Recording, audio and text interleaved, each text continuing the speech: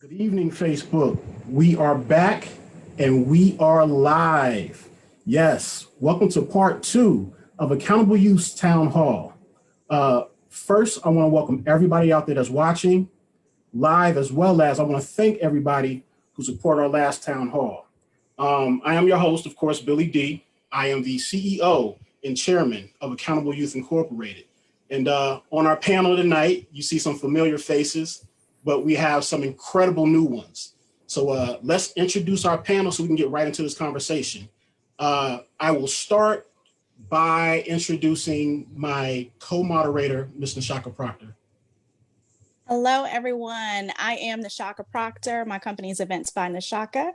I produce events and weddings throughout North Carolina and beyond. I have been in business now for 13 years and planning events for 20 years. And I am a board member for Accountable Youth as the event planner. So glad to be here. And next, we'll throw it to our guest moderator tonight, Ms. Ramaya Summers. Hello, everyone. My name is Ms. Ramaya Summers. I'm a 10th grade honor student at Ragsdale High School, and it's a pleasure to be a guest moderator today. Thanks for coming out. For those who don't know, Ms. Summers is a representative of Leadership Links. So like Accountable Youth, Leadership Links has an interest in the development of our young people. Ms. Summers submitted questions to our last town hall that were very good, but they fitted this conversation better. So we felt it only right to invite Ms. Ramaya to be on the panel to ask the questions to the chief, Ms. Peterson, and the mayor, and be the voice of the young people. Next, I want to welcome back Chief James, sir. Hey, good afternoon, everybody, and certainly glad to be back. I'm Brian James, Chief of Police with Greensboro. Was appointed on February 1st, but been with the department since 1996. And I was born and raised in Greensboro, went to Page High School, North Carolina A&T, and shortly after that, went into law enforcement. So thanks again for inviting me back, and I look forward to the conversation. And thank you so much. We know you have a very busy schedule, so we just want to thank you for being with us tonight, Chief. Also, I would like to introduce Miss Latoya Peterson, ma'am.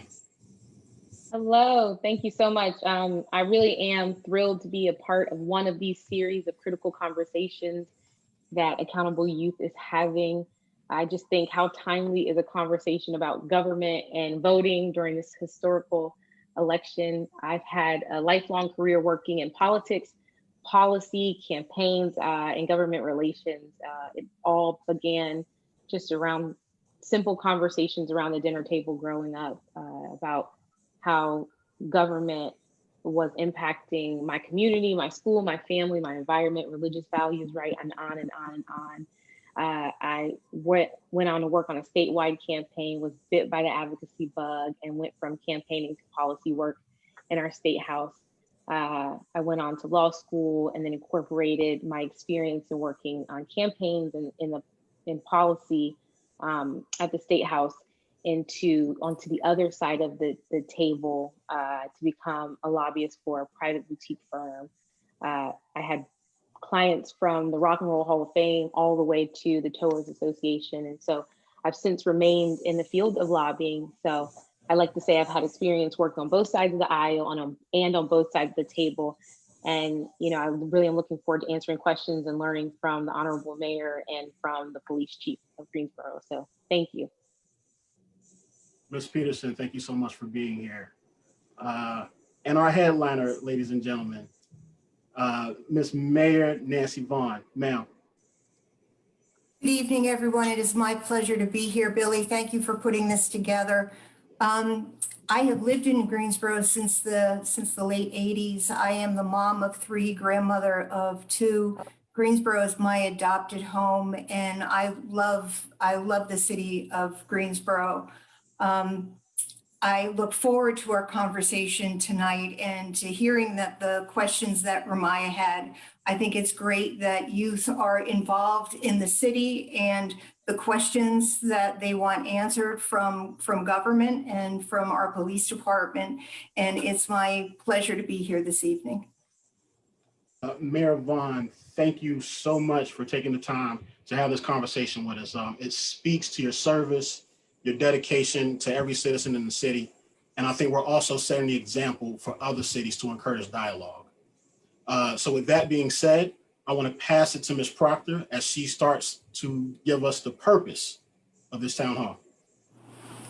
So the purpose of this town hall and the town halls going forward, and I'll get to this one in particular, one is to plan, to partner, to mobilize, and to move the movement forward. Secondly, to create an environment for transparency and accountability between the police and communities that we serve. And then thirdly, to build an active coalition involved in the awareness of the policies and activity of our local government, and to provide a hub for communication in our community. So that is the overall arching purpose of our town halls. Now for this town hall today, we're focused on government and voting. So this first segment, we're going to be talking about and understanding each branch of government, how to best prepare for the elections. And we're going to have, of course, our Q&A with our mayor, our chief of police, and our voting expert, of course. And each panelist, you will have 2 minutes to answer each question from the moderator. So now we're going to kick it off, I believe, with Billy with our first statement. Right. So in this first conversation, we're talking about government. So tonight, our purpose is to educate and inform you, the people, from all walks of life about government and voting, and having a healthy conversation with our esteemed panel as we head to the polls. So let's give everybody like a quick rundown of how government works, okay? Some people may know this, some people may not, and then some might have just plain old forgot, okay? But our government is broken up into 3 branches, right? And that is the executive branch, the legislative branch, and the judicial branch, okay? The executive branch is administered by our president, okay? And he enforces the laws that are created by the Senate and the House of Representatives. Next, we have the legislative branch, and that, of course, consists of the Senate and the House of Representatives. These are the people who make our bills, okay? And finally, the judicial branch, which consists of the Supreme Court, which is very important right now, because if you don't know, and I'm sure some of you, or most of you do, or I hope that you do, especially if you're watching this, we are preparing to replace Justice Ginsburg. And right now we're in hearings for somebody else to take the place in the Supreme Court. And that's where the judicial branch is. It consists of the Supreme Court as well as local courts. So with that being said, and now that we have a nice little social studies refresher in our bag, let's get to the conversation, and we'll start it off with Ms. Summers. Okay, so my question is for Mayor Vaughan and Chief James. How would you describe the work pace at the local government? Mayor Vaughan, we'll start off with you. How would I describe the work pace? Was that your Yes. question? You know, I guess it depends on what the issue is. Sometimes it seems like the work pace is slow. You know, the city council, we always try to have a public hearing and to bring stakeholders in before we make any sort of a decision that is going to affect the public at large. So if you have an issue that concerns you, you bring it to council. And then we try to involve the public. We'll go out to neighborhoods and we'll involve them. It will go through staff if we're going to come up with an ordinance. And then we'll have a public hearing. And then that will come before city council, and usually there is a vote. That can take a number of months. So for the most part, it will seem like that is a slow process. But it's because we want to make sure that the people who brought us the issue are involved, that it's not that you bring us something that's important to you or that we think there's something that's important to you, and we just unilaterally come up with an ordinance or an idea and we bring it before council and we pass it. We want to make sure that the stakeholders are involved and that they have a piece in coming up with that ordinance. So sometimes that takes time to make sure that everybody's voice is heard. Right. Okay, Chief James, we'll go with you next. Yeah, I'll talk about it more, I guess, from an operational standpoint. So I report to an assistant city manager as well as a city manager, and for services throughout the city. So I'm, of course, in charge of the police department, but the city, to live in the city limits, renders a majority of your basic services. When you talk about road maintenance, waste pickup, water, police services, things like that. So when I look at from a, I guess just the pace of government, and I'll just tell you from my position, you think about law enforcement and you think about safe communities, and certainly that's a majority of what we do. But we're also dealing with many decisions around budgets, around future needs, around personnel, how to remain competitive in the industry, not just in police, but in all of our positions throughout the city, because we want to make sure that we attract and retain the best and the brightest people. So we have to make sure that our benefits packages are comparable to cities our size. We also have to make sure, especially in police, that we're doing proper screening of people that come into the police department. So for me, in addition, like I said, to safety issues, I also have to look at personnel issues. We also employ a number of civilian employees that do very important jobs, very sensitive jobs for the city. So when I look at local government, I know that the attention right now is on our national election, the presidential election in particular. But oftentimes your local elected leaders, city and county, as well as your appointed leaders, have a lot more to do with your day-to-day living and the impact on what happens in your household. So it's very important. I always try to promote local government because I know that oftentimes we don't think about local government until perhaps there's a problem. But there are a lot of things that are going on daily. And of course, I've got one piece of it, but the city manager is responsible for overall city operations. And he's very busy, of course, trying to keep up with not only what the police department is doing, but what every department in the city is doing that delivers valuable service. Thank you for that answer, Chief. We'll go to our next question with Ms. Proctor. Okay. Well, this question is for Mayor Vaughan. Considering we just laid out the levels of government, can you give us a breakdown of the entities that report to you and who you report to?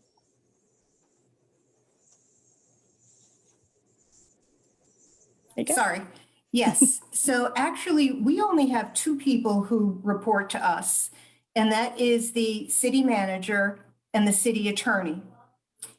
We report to 285,000 people, and those are the residents of the city of Greensboro. The cities in North Carolina, I'm going to get a little wonky right now. We live in what's called a Dillon Rule state, which means that cities are run by the city manager. And the police chief just alluded to that he reports to the city manager, and that the city manager is really busy running the city. So throughout North Carolina, cities are really run by professional staff, city managers. The city councils are part-time city councils. When you look at other states, they are home rule states. So when you hear about mayors, like the mayors of Atlanta, Mayor Bottoms, or the mayors of New York, Mayor de Blasio, those are home rule states, and they have strong mayors and strong city councils. They run those cities. They really run those states. So North Carolina has a different type of government where they are run by the city managers and the professional staff, the assistant city managers and the department heads. So while we elect the city, while we hire the city manager and we hire the city attorney, certainly they know what our feelings are. And as they are running the day-to-day operations, We meet with the city manager regularly. I talk with the city manager every day. And of course, if the city manager is going in a direction that we as a city council don't like, he certainly knows that. And then his job would be in jeopardy. We are more like a board of directors, and we set policy, and he carries that policy out. But we have just 2 direct appointees. The other 3,200 employees report to the city manager. And then the law department reports to the city attorney. So that's a little wonky, but that is how the city government works, not only in the city of Greensboro, but cities throughout North Carolina.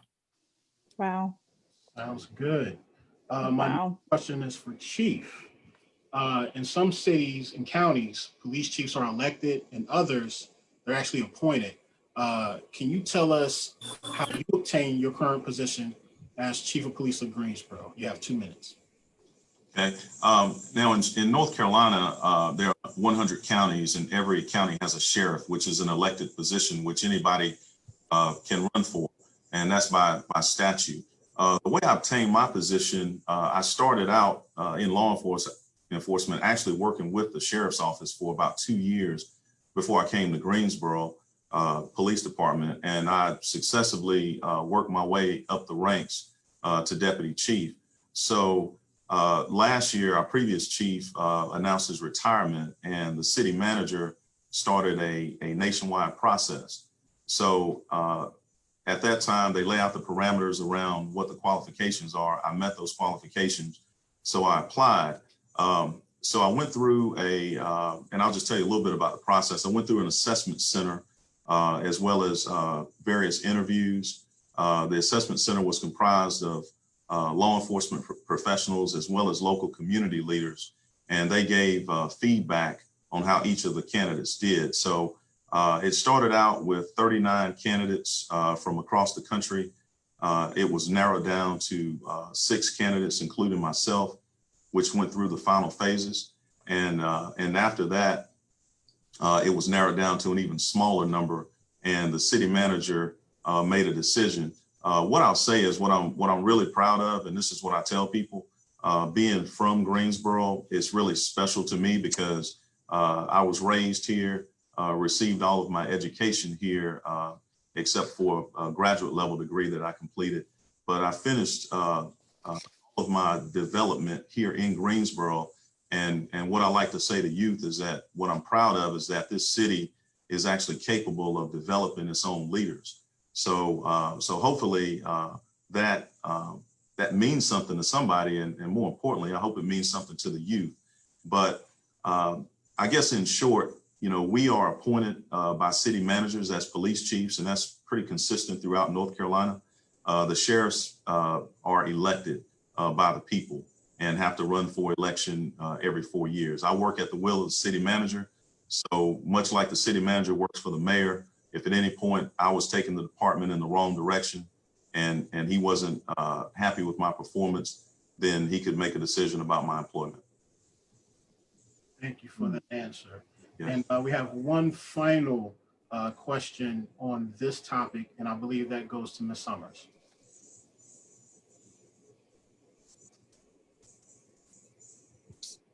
You're on mute.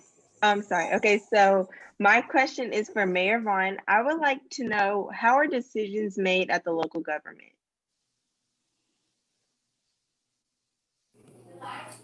Thank you, Ramaya. So decisions at the local government are made whether if you have an issue that's important to you, you can bring it to council, or as issues develop over time, council looks at ways that we can solve issues that are coming up through the city. Certainly, we can look at this past year. We've had 2 big issues. We've had the COVID issue and we've had social justice. We have spent a lot of time looking at social justice, racial issues, and police reform. And as a city council, we have spent a lot of time working with community members and working with our police department and working with city staff on ways that we can address each of these issues. Some of them we can do through resolutions, we can do ways through working with community groups. And so it depends what the issue is. But we always want to work with community groups, and then we bring it to city staff. And then usually we go back to community groups to see what types of solutions we have. We have boards and commissions that we like people to serve on, and they can bring solutions to us. There are public hearings at city council meetings, and sometimes we can pass an ordinance to solve a problem, and sometimes we can pass a resolution. Right now, we are going through a series of different types of meetings and solutions, and sometimes it's just an ongoing process. I don't think that there is a quick solution for the issues that you see playing out before us today. The issues of social justice, racial inequities, police reform, I think you will see ongoing for years to come. It took us a long time to get to the place we are today. And I think it will take us a long time to get us to the place we need to be. But I think one thing you will see is that the police department, city staff, and the city council is that we're willing to tackle these issues, and we're willing to do it with transparency. Incredible answer. Thank you, Mayor Vaughan. That concludes our conversation about government. Now we're going to lead into our next conversation, which is about voting. And I'm going to pass it to Ms. Proctor to start that. Yes. So as we move into that conversation, I just hope everyone really have that understanding of how different each local government works per the state. This was a really dynamic conversation to understand those levels, of how it works. So thank you all for sharing that. So as we move into the next segment, which is voting, we are going to do a little bit more social studies. Hopefully I have this right on our leadership roles, of course, and terms. So president, of course, can serves a 4-year term and can serve up to 2 terms. Governor serves 4-year terms. And from my understanding, that vote is usually at the same time as the president's seat is being voted on. Senators they can sit a 6-year term. House of Representatives, 2-year terms, and are considered re-election every even year. And then our mayor, 4-year terms, no term limits for that role. And then council members, 4-year terms, no term limits. So hopefully I got that right. Somebody double check me. All right, so this segment, of course, on voting, we are going to dig a little bit deeper, and we're going to talk about what it means to be a lobbyist. We're going to talk about polling, voter safety, and just the impact, of course, of this election. So, Billy, I turn it back over to you for our first question. Thank you, Ms. Proctor. We finally get to engage Ms. Peterson over there for being patient and not interrupting. So of course, we'll start off with you, of course. As Ms. Proctor mentioned, you have and currently are a registered lobbyist in the state of Ohio. I'm sure most people out there have heard the term before, but are unsure on what that really is. So can you explain what a lobbyist is and how lobbying affects campaigning and legislation? Sure. So that is a great question, and one which I'm asked more often than not. So the more technical understanding of a lobbyist is a individual or group of individuals who lawfully attempt to influence the actions, policies, and or decisions of government officials. Most often those government officials are legislators, either at the local level, state level, congressional level, but it can also be members of regulatory agencies that us lobbyists are trying to effectuate change. Lobbying at times has been spoken of with contempt, there is an implication that people with excessive social economic power are going to corrupt the law in order to serve their own interests, right? But what I've learned during my time in this profession is that lobbying really truly has a dynamic and layered definition, one that can often, I think, when done correctly, set the moral compass of a region or country. And you kind of heard the mayor mention going to the community and community groups for solutions. That's a vital part of the lobbying conversation. But I like to say that lobbyists are simply advocates. We are in the business of relationships. A lobbyist is someone hired by a business or a cause to persuade legislators to support that business or that cause. I like to think of it like this. A lobbyist wants, we're speaking in generalities, of course, but a lobbyist wants action on a bill, and a legislator wants to be reelected. Again, generalities, there are legislators, like some on the call, that really care about impact and making a difference. But for the sake of explaining it, a lobbyist wants an action on a bill and a legislator wants to be reelected. The idea is to persuade a legislator that what the lobbyist wants is a good public policy, and thus what the majority of their voting constituents desire. And so if the lobbyist is representing the constituents and the constituents vote for the legislator, then it should be a happy marriage. There's also the business of lobbyists urging lawmakers to try to persuade other lawmakers to approve a bill or a measure, but I won't get into that in this conversation. So you asked me about campaigns with regard to lobbying. There's a tendency to link the decisions of elected officials with lobbyists with campaign contributions.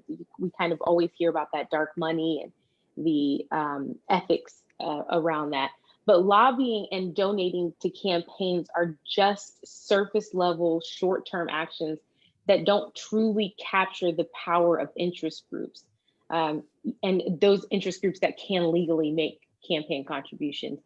Because donating to a campaign isn't as powerful as having a relationship with an elected official from their first day in office or from their first day on the campaign.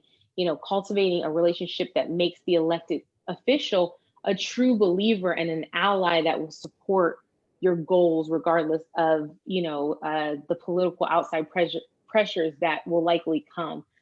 Lobbyists advocate and advocates impact campaigns in a number of ways, including but not limited to pushing candidates on issues during debates, which we've seen with the presidential debates, mobilizing voters around issues, identifying what's important to constituents and their coalitions, and providing policy solutions for political conundrums. So that's Awesome. kind of a brief overview. Thank you. That was great That's answer. good. Our next question goes to Ms. Chaka. Okay. So this question is for the mayor and the chief regarding the voter safety and voter suppression. Considering the Black Lives Matter movement and other pressing issues surrounding the election, we have seen a lot of protests, both peaceful and violent. Have you considered putting something in place at the polls to protect voter safety and to mitigate voter suppression? Let me just say on that, I'm going to have to defer to the chief because that is not really in my purview. Okay. Chief? Yes.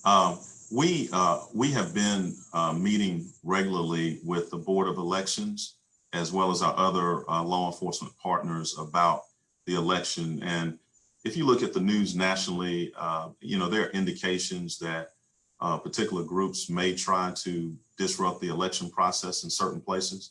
So I will tell you up front, we certainly are going to have staff in place that are dedicated to ensure that we do have a safe election here in Greensboro.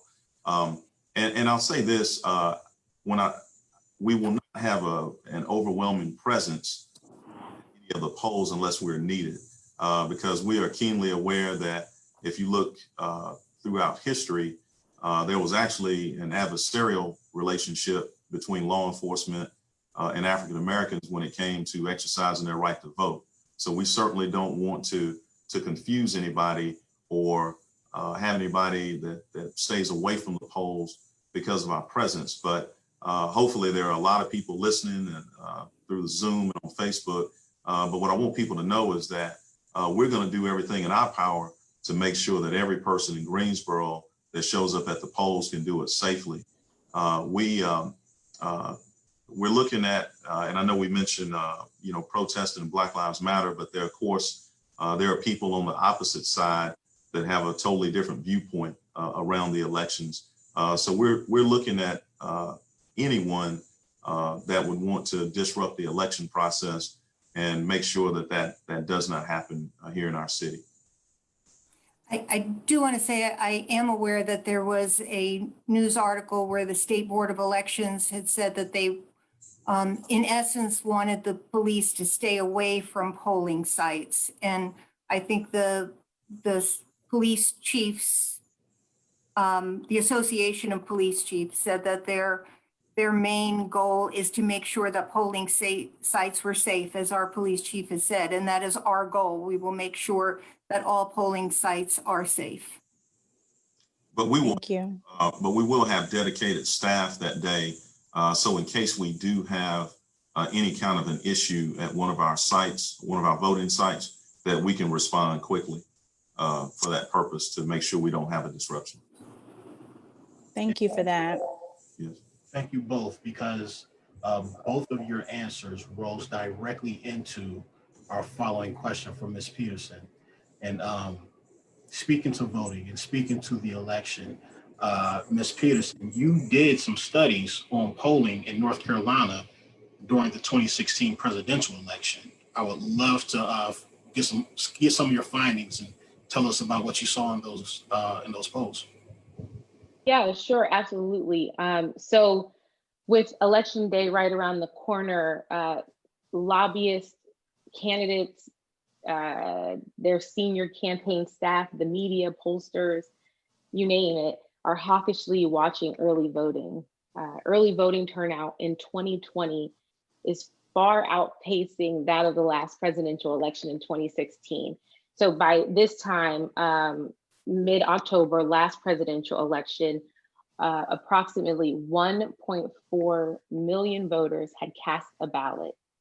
As of earlier this week, so about mid-October of this presidential election, we've seen 10.6 million voters across the U.S. have cast those ballots for this November election. So, you asked me just a few minutes ago, Billy, about campaigns and lobbying. What we know is that having high early voting allows campaigns to leverage the counted or banked votes that they already have to more efficiently retarget their strategies and their monies to supporters who have not voted yet. So advocates and lobbyists know this, and so they can also leverage the mobilization of their members or coalition or clients to be more vocal in those states and regions. So back to some more statistics. North Carolina has 7 million registered voters. Of those voters, a third were registered unaffiliated. So younger voters are the most likely to register unaffiliated. 43% of voters registered as unaffiliated are between the ages of 18 and 34, compared to 35% of voters registered as unaffiliated between the ages of 35 and 54. And for anybody that's wondering, I'm part of that younger category, not by much. I've aged out. Me too. So what we see is that percentage gets smaller the older the voter is. So further analysis shows more than 37,000 Black North Carolina voters have switched to unaffiliated since the 2016 election. This is being done mostly because the demographic doesn't want to have to vote straight down a party line. That also means that folks in North Carolina are not self-identifying as Democrats or Republicans necessarily. there's this kind of partisanship and polarization that's becoming more and more unattractive for younger voters. Is what polling is kind of finding. So in 2016, although the polls had former Secretary of State Hillary Clinton winning on election day, she lost the electoral votes, as we all know, needed to win the presidency seat, despite winning the popular vote by nearly 3 million. So, I say all of that because this time around, eyes are on the southern states over the next couple of weeks, including states like Florida and Arizona, Texas, and North Carolina, being an electoral college battleground. So surveys have found that swing voters that say they are undecided and haven't made up their minds about who they're going to vote for tend to be younger and have more moderate views and make up a larger share of Hispanic voters. But the majority of voters in states like North Carolina have already made up their mind about their 2020 presidential candidate. Latoya, I hope people understand how important their votes are, especially being in a swing state. We've had some local elections that have been decided by as small as a vote margin by 12 votes. I mean, that really shows how important a vote is. But even in some of the states last time, they were decided by such a small margin that every single vote counts. And I know that people get disenchanted with the system and they get disenchanted with politics, but they really have to engage and vote. And there are no perfect candidates. You just sometimes have to pick between, I don't want to say the lesser of two evils, but you do have to, do your research and get out there and vote. And you've got to vote all those down ticket races, and you need to look at the judges. And, you were talking about lobbyists, and, everybody's a lobbyist. Neighborhood groups are a lobbyist. So, when we look at people, especially in the city, there are a lot of groups that have banded together. They are lobbyists too. So, people have to look at lobbying in different terms, that it's not just the realtors and it's not just the builders, it's the community activists. They are lobbyists too. But, especially, this year, every single vote counts. And so, there's no excuse to stay home. We've got more early voting sites open this year than we've ever had open. Ramaya, if I'm going to step on one of your questions, tell me to stop. Good. Oh, no, I think you're we're fine. good. Go ahead. Okay. But, we've opened up more early voting sites, or I should say the Board of Elections has opened up more voting sites than we have in the past. As a city, because of COVID, we had done fare-free rides since March. We are continuing that through Election Day. And we've worked with the Democratic Party, we've worked with the Republican Party, we've worked with a group of nonprofits to make sure that people are barrier-free when it works to getting to the polls, because it's important that people get out and vote. So that's my soapbox. So one last question for Latoya, with all that information that you gave, and let's try and make it as brief as we can. With everything the trends that you saw in 2016 versus what we're seeing now, what advice, especially the number about Black voters, what advice would you give to the voters of North Carolina as we prepare for 2020's election? Sure. So you're asking a lobbyist to be brief. I'll do my best. So there have already been some polls conducted that show a disproportionately larger number of younger voters have yet to return their mail ballots. So my advice would be really simple: vote. Make a plan to vote, execute it and carry it out. Know your rights around voting. Know what candidates and issues, as the mayor mentioned, that you're going to vote, that are going to be on your ballot. Often you can Google Secretary of State, input your state, and figure out what issues and what candidates are going to be on your ballot. So be informed. And then my last plug would be also sign up. The mayor and I were talking about this before this live started, but also sign up to be a poll worker. The average poll worker is 60 years of age, and it's being encouraged that younger voters should exercise their civic duty and become a poll worker. So in North Carolina, you can go to NC Voter Lookup, and then you can put your name in. It'll ask for your, your first name, your last name, and what county you're in. And then you pull up your registration and you can pull up your ballot. So you can print out who's on your ballot and you can do the research for everybody on your ballot before you go to the poll. So it's NC Voter Lookup. Thank you for that.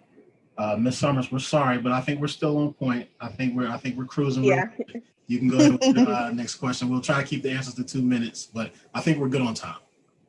Okay. So my question is to Mayor Vaughan.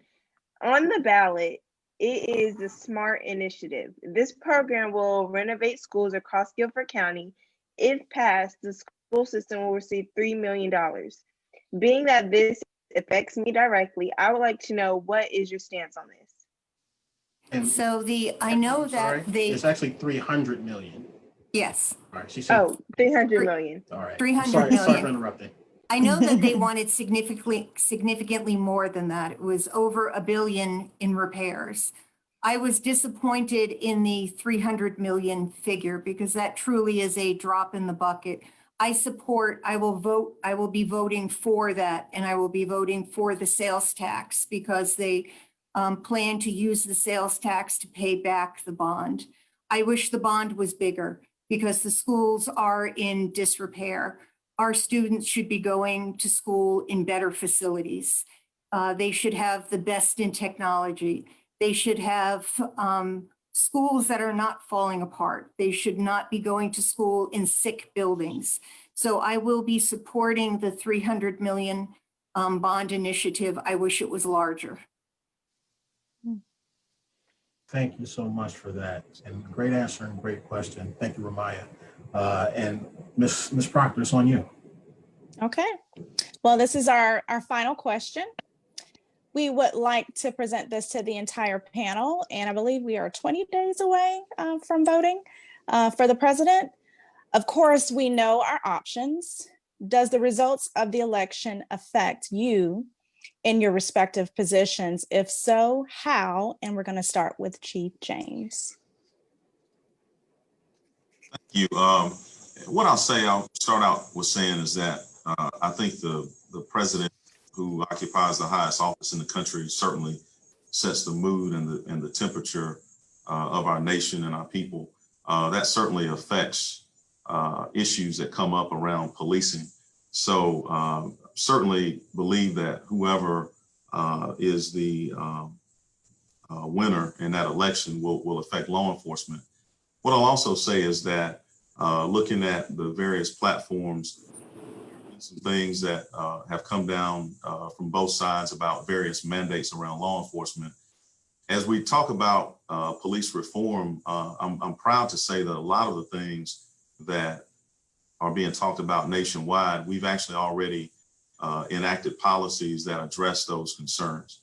And we started to do that shortly after the murder of George Floyd in Minneapolis.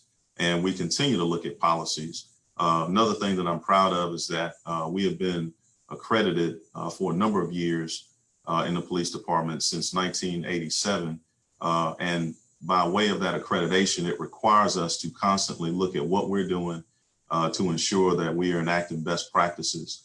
What I hope is that whoever is elected, that they will make some mandates nationwide that will have some type of enforcement authority from a federal level to mandate that police departments do certain things. I am a fan of the body-worn camera. I will also tell you that is a very expensive piece of equipment to have, but it's also very valuable. And I hope that at some point we have a mandate nationwide for body-worn cameras. But I will say that also, if that mandate is made, that some funding will have to come with it.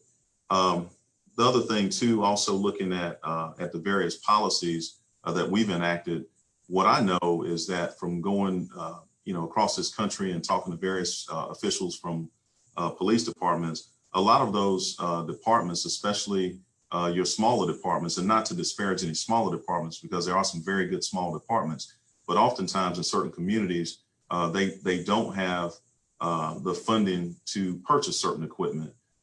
They also may not have the best benefit package. And when you start to look at the qualifications of your applicants, you know, if you don't pay the same wage or offer the same benefits as a comparable agency, you may not get the best candidates.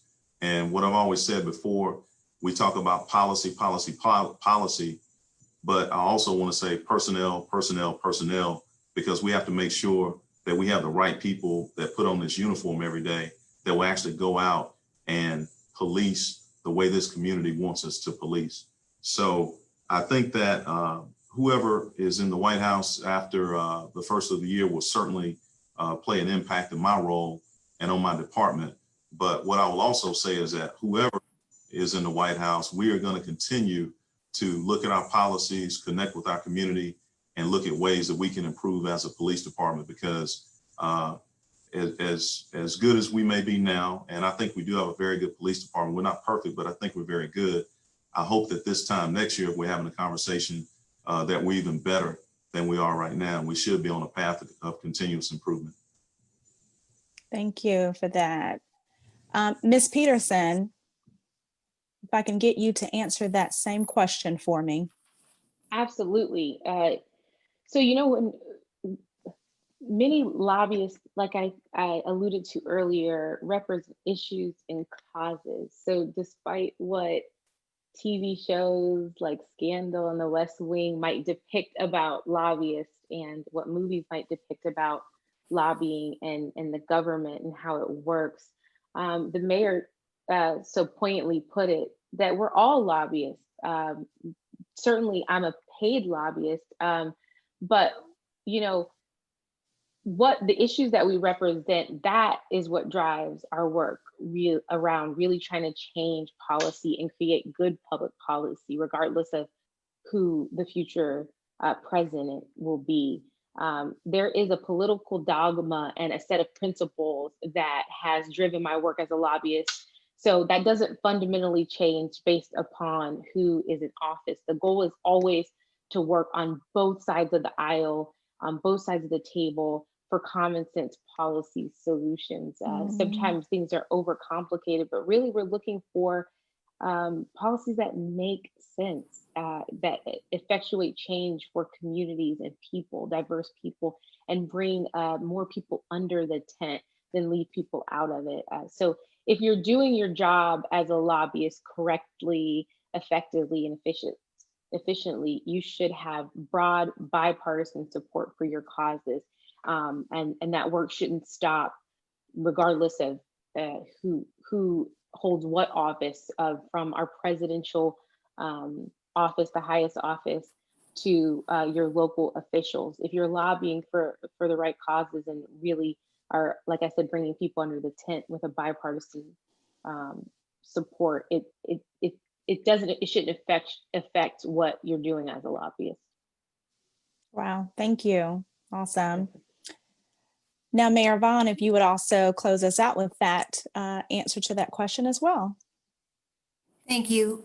I want a president who is going to treat people with dignity and respect and will be a role model for future generations. That is important to me. I think, you know, obviously we depend on the federal government for funding for many things in city government, and it has to go through the president's office. It also has to go through the senator's office and through our House of Representatives. As I said, it's important to look at your ballot and to investigate everybody that you're going to be voting for. The House of Representatives is also very important. The local House of Representatives, the North Carolina House and Senate. The chief talked about body-worn cameras. I think that is something that is very important. Years ago, we outfitted our police department in body-worn cameras. We were the first police department in the state to outfit all our patrol with body-worn cameras. We didn't realize at the time that they wouldn't be easily accessible. We did it for transparency, and we weren't able to deliver. It will be up to our state legislature to allow us to do that. We have been asking for years with the with the help of our police department. They want it to be transparent also. We need to put the people in office that will allow those videos to be shown. So it's important to look at all of the different levels of office, to vote for people who are going to really align with the values that you have. And then, you know, the offices that are least voted are always your local elections, are the city council offices, and we are in off-year elections. And while we are 4 years, well, this term was our first 4-year term, but we usually have about a 15% turnout. And you know, maybe as people appreciate what local elections do, we will eventually get a higher turnout. So it's important to me that we have a president who will treat people with dignity and respect and be a role model for future generations. Wow, thank you all for answering that question. And we are getting ready to close out, but I want to personally say this was a powerful session on government and voting. I feel like I was in a classroom learning and relearning again the process. And I hope our viewers also have learned so much or reminded about how our local government works and the impact. So I'm going to bring Billy back to close us out with our final remarks and also to share some things about our board. To Mayor Vaughan's point, I had no idea that voting, especially for local, was so low. So I have to double down and urge, especially those watching in the state of North Carolina, specifically Greensboro, get out there and vote next year. Those votes, and that affects you the most because that's your home. Now, the president, he has the entire country to worry about and mandate things on, but who you report to directly in your city means the most to you. It affects the way that you live. It affects how you live. It affects where you live. And it affects the way that you're being treated in your own communities. So in 2021, we definitely want to see a way bigger turnout than 15%, as the mayor alluded to. But of course, that concludes our town hall. We made it. We did it. I would like to thank the entire panel for being here, and a special thank you to Leadership Links. We haven't forgotten about you all. Thank you all for partnering with us and providing some incredible young people to highlight their skills, their personalities, and their talents. So thank you specifically, Ms. Summers, for being here. I also must thank the Accountable Youth Board of Directors for their tireless work to put this thing together, and the one before. That's Dr. Wendell Fortson, Ms. Kristen Williams, Mr. Kareem Ellis, and Ms. Flora Debris. Always remember, we are Accountable Youth, a 501c3 approved organization. If you would like to donate, you can go to accountablyouth.org/donate. Please like us here on Facebook, subscribe to us on YouTube, and feel free to share this video. We're going to leave it up for people to share it, to get the word out about the things that we discussed, about the things that we taught tonight. Last but not least, early voting starts tomorrow. This could not be a better time to have this conversation. I believe you, if you watch this, you are clothed in all the information you need to make a sound decision. So please, everybody, God bless. Thank you for coming out, and happy voting. Thank you.